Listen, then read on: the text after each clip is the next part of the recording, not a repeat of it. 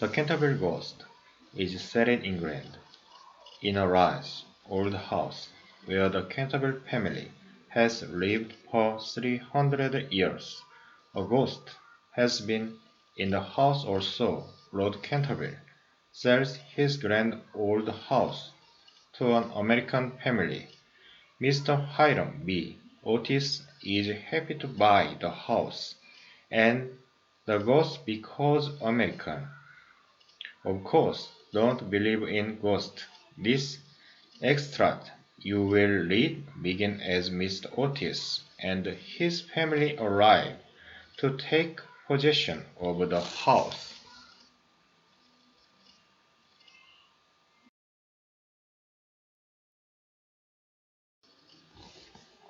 We don't like living in the house ourselves, Lord Canterville said.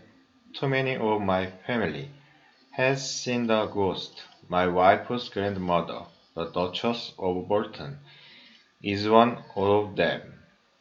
One night, while she was dressing for dinner, two skeleton hands were put on her shoulders.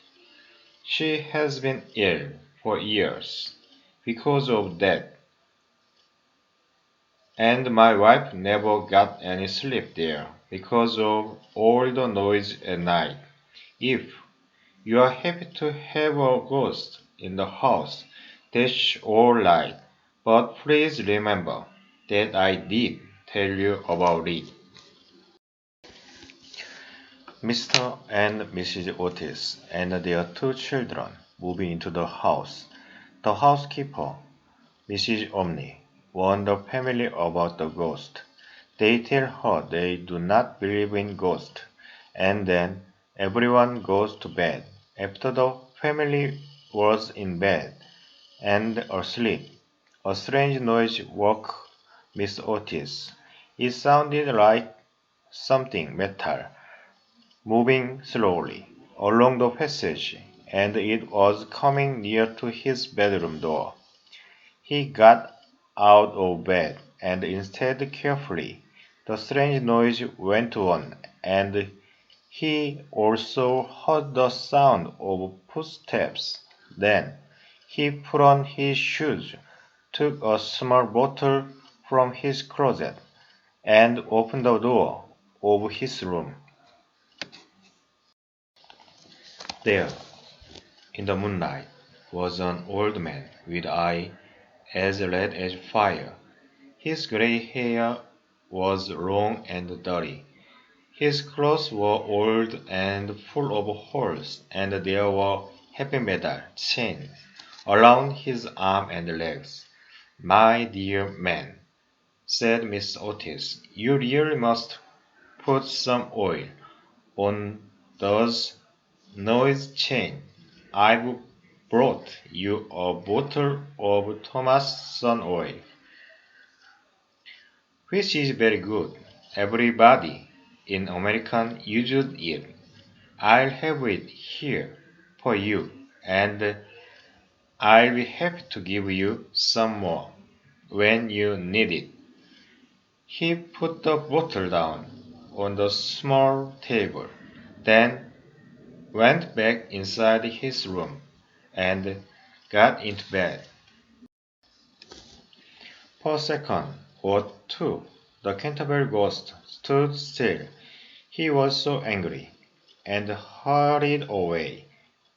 A strange green light came from his body, and he gave a long and terrible cry that rang through the house. But when he got to the top of the stair, the door opened. Two little people appeared, and a large fellow went flying past his head. This was too much for the ghost, so he quickly disappeared through the wall, and soon the house was quiet again. When he got to his skeleton room, the Canterville Ghost sat down in the moonlight and tried to sing. He was both angry and unhappy.